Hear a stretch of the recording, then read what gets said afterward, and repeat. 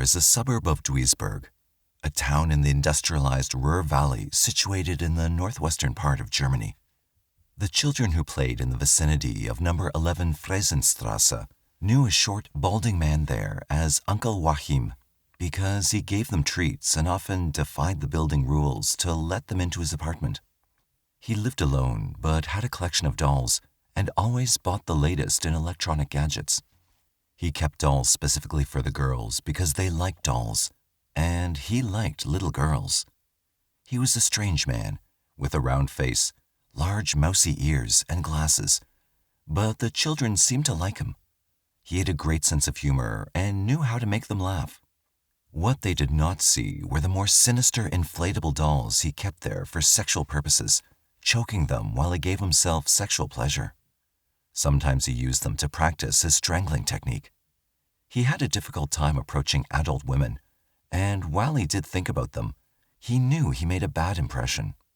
He'd only had one relationship, and it had quickly failed. So even as a young man, he'd turned to rape. He seemed uninterested in news reports over the past 2 decades about women and girls who'd been murdered in the area, possibly by an unknown individual they called the Ruhr Hunter. He himself knew of more than a dozen. Generally, he roamed away from his own neighborhood when the restless, tingling feeling came on him. But as is often the case with compulsive drives, he finally made a mistake that terminated his long and lucky spate of violence. On Saturday, July 3, 1976, 4-year-old Marion Ketter disappeared from a Duisburg playground. Some sources refer to her as Monica. She was a sweet little blonde girl who often played with other children, and her parents had never been worried when she went with them. But on that day, she had not come home. Her frantic mother looked everywhere for her, but failed to find anyone who'd seen her. She and her husband went to the police, and by the next day, a group of officers was going around the neighborhood to ask people there what they might have seen. No information was forthcoming, so they started going door to door to canvass the entire area. It was just at that moment that someone else in number 11 Friesenstrasse emerged to look for an officer. The accounts of this series of murders often conflict on specific details, so the following narrative will note where significant details remain unclear. Moira Martingale tells the most complete story of what happened next in Cannibal Killers, and it plays out similarly to what would happen in England to serial killer Dennis Nilsen 6 years later, in 1983. The residents of the apartment building on Friesenstrasse shared a lavatory, and one of them, Oskar Müller, was on his way to use it. In the hallway, he encountered his neighbor, Joachim Kroll, who warned him that the toilet was all stopped up. He said it shouldn't be used. "Was ist los?" Müller asked him, and Kroll responded that it was plugged up. Müller wasn't quite certain that he'd heard correctly when Kroll added that it was full of guts. Müller thought it was a joke, so he went to the lavatory. To his horror, he saw that the water in the bowl was blood red, and it had a foul odor. Holding his nose and looking more closely, Müller believed he could see some sort of wet tissue floating on the top. Although if his neighbor had not tossed off such an odd comment, he wouldn't have recognized it. The stuff did resemble guts, and he could not imagine who would toss their butcher scraps in here, if that's what it was.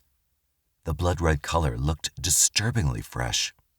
Running down the stairs and out into the street with the intention of going to the police, Müller encountered one of the officers searching for little Marion. Müller stammered out what he'd seen in the toilet, and several officers accompanied him to the lavatory to see for themselves what was in the toilet. Knowing they had a missing child, and aware that several children had been killed in the general area, they feared the worst. It appeared that something once living had certainly been cut up and dumped into the toilet bowl and was stopping up the pipes, but the dark water made it difficult to see. So they sealed off the room, shut off the water, and called a plumber and the medical examiner just in case. When the right personnel arrived, several officers moved a large bucket into place. Lifting the bowl and sealing it, they poured the contents into the bucket, and for the first time were able to make out what was in it. Along with the water were what appeared to be the internal organs of a child: lungs, kidneys, intestines, and a heart. There were also pieces of flesh that appeared to have been cut from the fatty part of the victim. Muller told the police what the pleasant little man known as Uncle Joachim had told him about guts in the toilet, so they went to his apartment and knocked on the door. He seemed unfazed by their presence. They asked him what he knew about the toilet, and he admitted that he'd killed and skinned a rabbit for his stew and had tossed the internal organs into the bowl. He'd meant to flush them to get rid of them, but he'd apparently put too much into the toilet at once. While they could smell the stew cooking in the kitchen, they knew that what they'd fished from the toilet had not been from a rabbit. With the missing child on their minds, they insisted on coming in to look around. Kroll allowed them to search his 3-room apartment. As they moved into the kitchen, he showed them the stew, admitting that it contained pieces of the missing girl. The investigators were aghast at his confession, as well as his nonchalant manner. Yet when a detective used a spoon to stir the pot, he fished out what turned out to be a tiny hand that had cooked among the carrots and potatoes. Despite this repulsive find, the police continued to search. In the refrigerator, on plates, they found more pieces of meat, which Kroll apparently had expected to consume in the near future. The freezer contained a few more such packages, all nicely wrapped for preservation. Uncle Joachim, the beloved neighbor whom local parents trusted with their children, had a lot to answer for, not the least of which was his bizarre appetite. As he was prepared to be taken in for interrogation, he did not resist. Joachim Georg Kroll was born on April 17, 1933, in a mining family in Hindenburg, in the Upper Silesia area of Germany, now part of Poland. By some accounts, he was the last of 8 children, while others placed him at the number 6 spot among 9. He'd suffered from bedwetting and had a weak constitution. He never managed to achieve much and had an IQ of 76, considered well below average and nearly at the cutoff score for being labeled as mentally challenged. His father became a prisoner of war in Russia during World War II and never returned home. After the war, the family moved to West Germany's North Rhine in 1947, finding a 2-room home for 8 of them to share. Young Joachim had to contend with 6 sisters, some sources say 4, because his brothers had already left home. He went to school for about 5 years, Martingale indicates that it was 3, and received the rest of his education on the farm. In fact, he would later attribute his grisly behavior to things he had witnessed there. Then, early in 1955, when Kroll was 22 and still living at home, his mother passed away. This may or may not have been traumatic for him, but it's probably related to the fact that only 3 weeks later, Kroll committed his first rape murder. Perhaps he was acting out his anger and grief, but it could just as easily be possible that he'd finally felt free enough to act on sexually violent fantasies. In 1957, he moved to Duisburg, attacking several women. He found employment as a laboratory attendant at Mannesmann and then Tyson Industries, eventually settling in Lahr, a neighborhood of Duisburg. He would often take trips to outlying towns to hunt for victims, usually while walking in wooded areas. He used different methods to subdue his victims and erase them as witnesses, but generally preferred strangulation. Upon his arrest, says Michael Newton, the police believed they might have finally captured the elusive and brutal Ruhr hunter, so they questioned their 43-year-old suspect about his activities during some of the area murders. He readily admitted to what he had done to Marion Ketter, but initially said no more, so he was placed in a cell to await further legal proceedings. The guards seemed to enjoy him, and he likewise seemed to appreciate where he was. He kept up his good sense of humor. Within a few days, as he felt more comfortable, he revealed that he was responsible for a number of similar crimes, even taking credit for murders for which other men had been suspected, even convicted. Kroll showed the police where a few of them had taken place, apparently surprising them as they had failed to link several as the work of a single offender. His confession was long, complicated, and often quite shocking. Kroll had started to rape and kill women and girls when he was 22. He believed he killed or tried to kill around 14 people, but his memory was not so good. There could be more, he admitted. The first one occurred on February 8, 1955. The woman, identified as Irmgard Strel, had been only 19 years old, and her body was discovered about 5 days after she'd been killed. Kroll remembered her as a blonde who'd been wearing a green coat and carrying a book bag. She'd been a runaway, he recalled, and he'd encountered her as he walked along the road. He invited her to walk with him into the woods, apparently promising her something and then attempting to kiss her. When she struggled against him, he dragged her into a barn and stabbed her in the neck, then raped her. The incident took place near the town of Wollstede. Some sources say Ludinghausen. To ensure she was dead, Kroll strangled her and left her body there. Some sources say she was left under bushes several hundred yards from a road. He also used his folding long-bladed knife to disembowel her. However, an autopsy indicated that while he'd raped her in a frenzy, this treatment had occurred post-mortem. A year went by before he killed again, in the town of Kirchhellen, and this time his victim was younger, 12-year-old Erika Schulletter. Kroll had accosted her, raping her and killing her. Then in 1959, after moving to Duisburg, Kroll killed 2 women about 5 weeks apart in different towns. One source indicates that in March that year, before the murders, he hit a 23-year-old homeless woman named Erika after following her from a Duisburg tavern to the Rheinbrücke in Rheinhausen. She was knocked unconscious and probably appeared to be dead, but she survived the attempted murder. It seemed that Kroll was warming up for more, because on June 16th, in the very same location, he went after another woman who was nearly the same age. Clara Frieda Tesmer was found murdered in a meadow not far from the Rhine River, raped and strangled. Kroll said that when she reacted to his attention, pulling away from his grip on her arm, he hit her hard in the head. She continued to struggle as he tried to remove her clothing, and they slipped together down the embankment. He grabbed her by the throat to stop her from resisting and throttled her until she no longer moved. Then he finished undressing her and raped her corpse, leaving it there for a group of horrified boys to find the following day. It would not be the last one, as Kroll had a strong sex drive. A much younger victim was Manuela Nott, 16, whom Kroll strangled and dumped in a wooded park in Essen on July 26th. But with this murder, he added an extra thrill. After he stripped her of clothing and raped her, he then used his long-bladed knife to remove pieces of flesh from her thighs and buttocks. He had also masturbated over her, leaving a significant deposit on her face and pubic area, leading police to believe that a gang of perverts had attacked her. No one knew then that Kroll had taken the fleshy parts to cook and consume. While he'd claimed that this scarcity and expensive meat had been his motivation, he also said that he'd wanted the experience of tasting human flesh. A young man did confess to this murder 6 months later, and while he soon recanted, he was convicted and given a sentence of 8 years in prison, of which he served 5. Since he was getting away with his crimes, and each success made him hungrier, Kroll developed a routine that he believed had few risks. He would take a train or bus to an area that seemed isolated, and then he'd get out and walk until he spotted a lone female whom he wished to accost.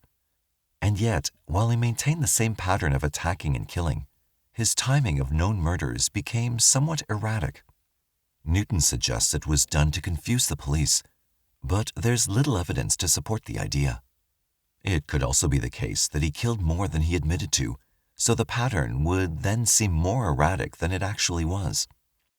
A 12-year-old girl, Barbara Bruder, was on her way to a playground near her home in Berschied Klein Hamburg early in 1962 when Kroll spotted her and quickly sized her up as a viable victim. Although her remains were never located, Kroll admitted to sexually assaulting and killing her after dragging her into a field where no one could see. He'd left her there, but his confession 14 years later was too long afterward to return to the scene to look for remains. Also that year, he raped and murdered 13-year-old Petra Geise, as well as another 13-year-old, Monika Tafel. On the day after Easter, Kroll strangled Geise with her own scarf, removing huge hunks of flesh from her buttocks, along with her left forearm and hand. Another suspect served 6 years for this crime. With Tafel, who was killed on June 4th, Kroll had grabbed her in Walsum as she was walking to school, and after he was finished with her, he removed pieces from her buttocks and thighs. One source, clubmoral.com, indicates that he might have eaten parts of her on the spot. These 2 killings had occurred about 2 months apart in different towns, so they weren't linked as originating with the same predator, despite the obviously similar aspects of perversion. In fact, a local suspect in Walsum hanged himself in the woods, which indicated to some people that he was guilty of the crime. Then, Kroll's pattern radically shifted. He let 3 years go by, and then on August 22, 1965, he approached a couple making out in their Volkswagen near a lake outside Duisburg. 25-year-old Hermann Schmitz was with his girlfriend Rita, other sources give the name Marion, when Kroll used his knife to flatten a tire to draw Schmitz out. Then he pounced, stabbing Schmitz several times directly in the heart. While spying on them, he'd apparently decided to disable Schmitz as a way to get to Rita, since he was not in the habit of killing males and his attack had been so abrupt, indicative of acting on opportunity. However, rather than being helpless, the girl reacted immediately, jumping into the driver's seat to honk the horn in a steady plea for help and to stomp on the gas. She nearly hit Kroll and managed to frighten him away. She thus survived what Kroll had intended for her as he fled into the woods. Despite the girl's description, no one developed leads for Schmitz's killer. Kroll may have been spooked by this near capture, as he apparently kept a low profile for another year, at least according to his confession. But his next victim would have tragic repercussions. Other child killers had started up in the area as well, which made tracking a single murderous deviant even more difficult for the police. On September 15, 1966, also near Duisburg, the body of 20-year-old Ursula Rolling was found in some bushes, strangled. She'd been dead for nearly 2 days, stripped from the waist down and provocatively posed. Since she'd been with her boyfriend the evening she'd been killed, eating ice cream, suspicion fell on him. He claimed that they'd come together to discuss wedding plans that evening, and after parting to go their separate ways, he'd watched her walk toward the very park where her body had been left. The strain on this young man was so great from the humiliation of being a suspect, the loss of his fiancée in such a violent manner, and pressure from police that he threw himself into the main river. Kroll later admitted that this victim had been his, describing how he'd met her in the park, talked with her, and then dragged her into the bushes where he choked and raped her. The act so excited him that when he returned home, he used his inflatable doll to masturbate. However, thanks to him, Rolling's boyfriend died as well. Because he'd been falsely accused, his demise was a terrible side effect of Kroll's devious work. In fact, thanks to the way the police had treated him, residents of the area had ostracized him, but all he'd done was treat his girl to ice cream. None of this meant anything to Kroll.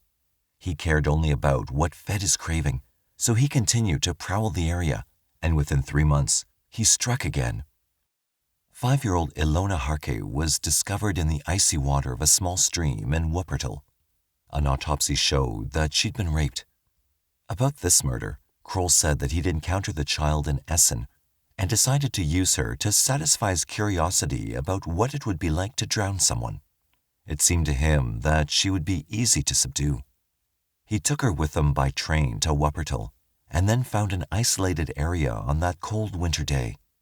He made her walk with them until he found a ditch that had enough water to perform his gruesome act, and then forced her head into the water until she stopped struggling.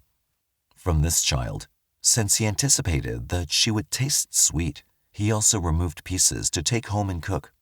This time he cut into her shoulder, as if experimenting with the taste of flesh from different areas of the body. About 6 months later, Kroll tried again, but this time he was interrupted and nearly caught. He had moved temporarily to Grafenhausen, and in June 1967, outside town, he'd come across 10-year-old Gabrielle. Some sources indicate that this occurred in a field, and some say on a park bench. Kroll had some pornography with him, and he managed to persuade the girl to accompany him to a meadow where he promised to show her a rabbit. But instead, he flashed his book of erotic pictures. Alarmed, she tried to leave, but he detained her. Pulling her into a private area, he choked her. However, a nearby coal mine sounded its siren for a change in shifts, which startled Kroll, and he saw men streaming out to go home. Leaving the girl there, he fled, believing that she was dead. However, she was found and taken to a hospital, where she remained in a coma for more than a week. Upon reviving, she told her parents what had happened, but they declined to report the incident, perhaps afraid that the man would revisit his deed and try to eliminate the witness. In 1969 and 1970, Kroll raped and killed 2 more victims. Maria Hetgen was his oldest, at age 61. She was out for a walk in a tourist area south of Essen when she encountered Kroll, also out walking, his typical MO and thus the likelier manner of encounter.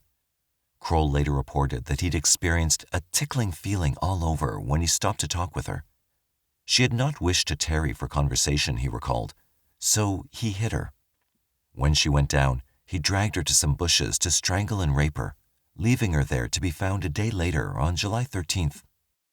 10 months later, Kroll followed 13-year-old Jutta Rahn as she disembarked from a train in Breitscheid and started to walk home through a wooded area. Like several cases before this, her boyfriend became a suspect and, as a result, even spent some time in a jail cell. Then, just before the 1976 murder that got him arrested, Kroll raped and strangled 10-year-old Karin Topfer in another town that same year. Finally, with his arrest, Kroll's 21-year reign of deviant violence came to an end, and he gained the dubious reputation as the sex killer with the longest period of sadistic crimes in West Germany. Martingale notes that it was truly astonishing that in an area less than 50 miles long by 20 miles wide, Kroll could get away with his crimes for 20 years.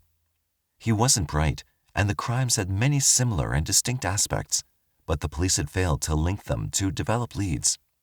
It's true that he selected mostly strangers and that his journeys were unpredictable, so even with a sophisticated linkage analysis, he probably would have remained unidentified.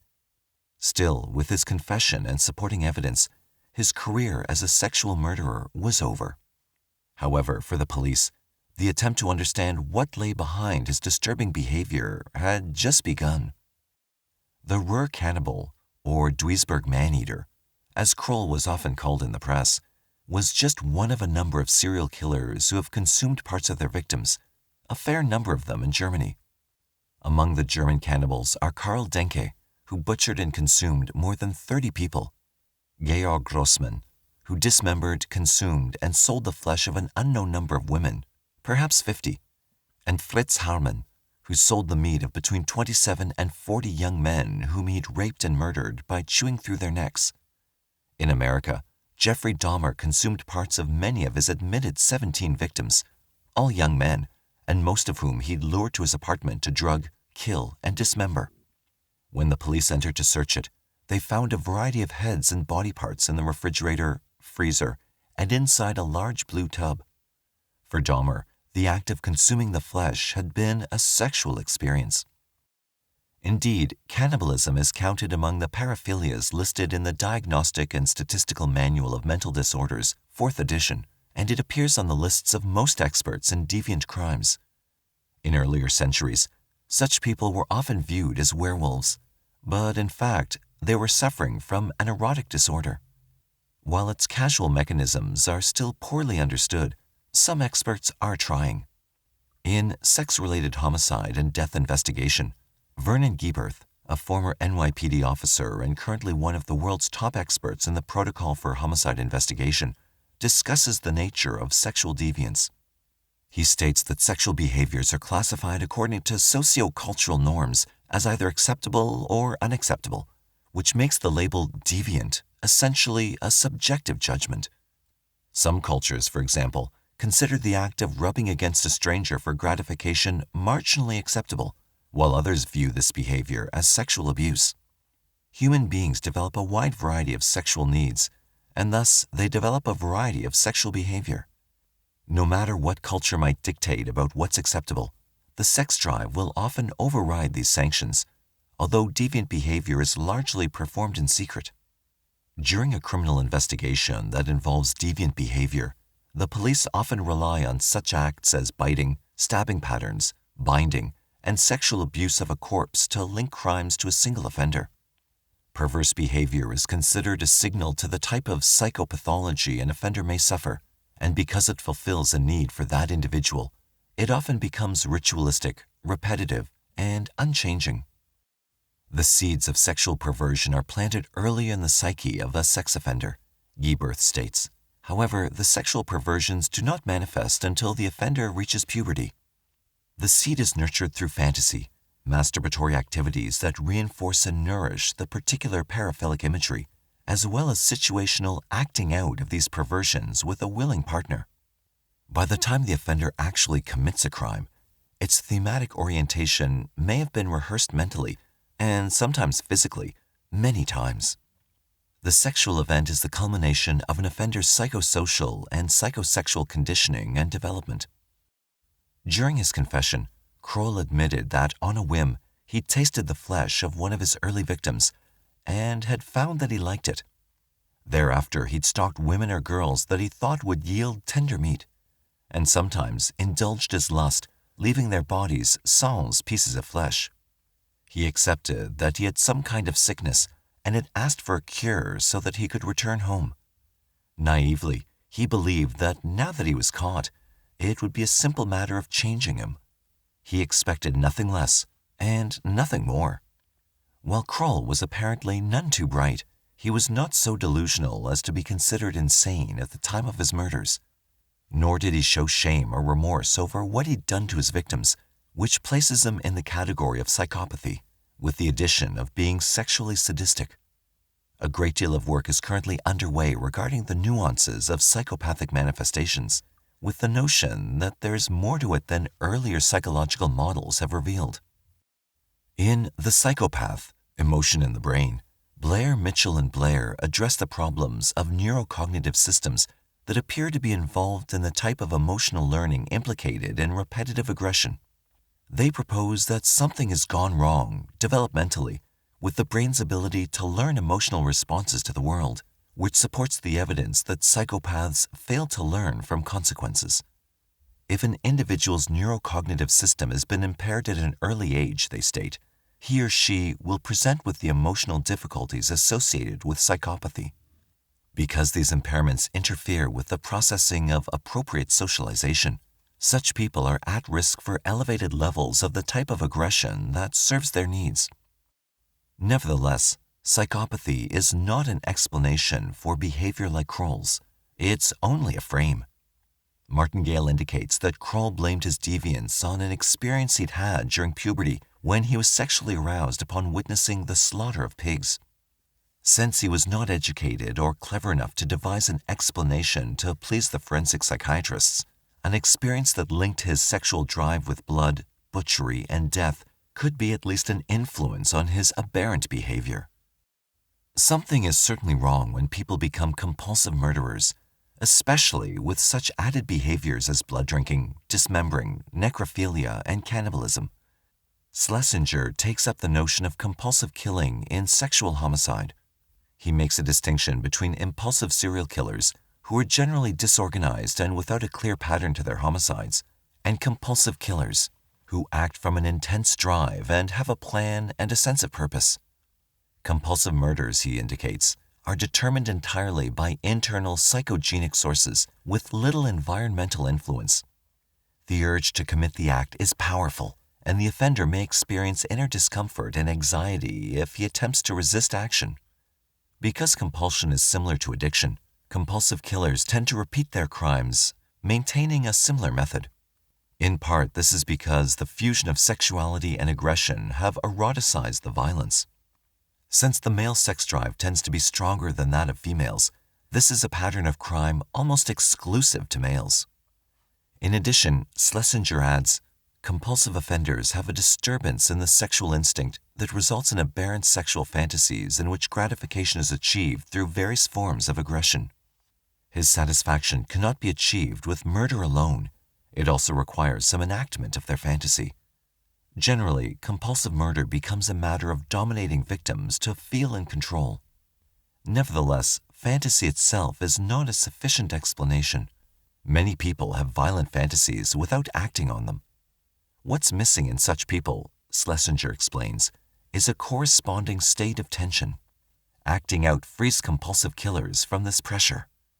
They can exercise restraint if necessary, but they prefer the gratification, so they'll plan a crime as well as act on opportunity. However, given the low incidence of compulsive killers around the world compared to other types of murders, it seems that many things must go awry in a number of areas, biological, psychological, and environmental, before the conditions will generate this type of dangerous offender. Little has been written about the actual trial of Joachim Kroll, but it seems from its inordinate length that there must have been glitches. While in custody, Kroll stated that he hoped to receive a surgical procedure that would cure him of his sexual compulsions because he hoped to be made safe so he could be released from prison. However, he forgot about punishment and retribution, and he was soon charged with 8 counts of murder and 1 count of attempted murder. Although he confessed to 13 murders and 1 attempt, it was difficult to work up evidence for several of the incidents so long after the fact. Some crimes were 2 decades old. The trial, with all its media fanfare, took up 151 days of courtroom time, from the initial attorney statements to the jury finding. It began on October 4, 1979, in Saal 201 in Duisburg, ending in April 1982. Despite his hope for a cure and release, Kroll was convicted of all accounts.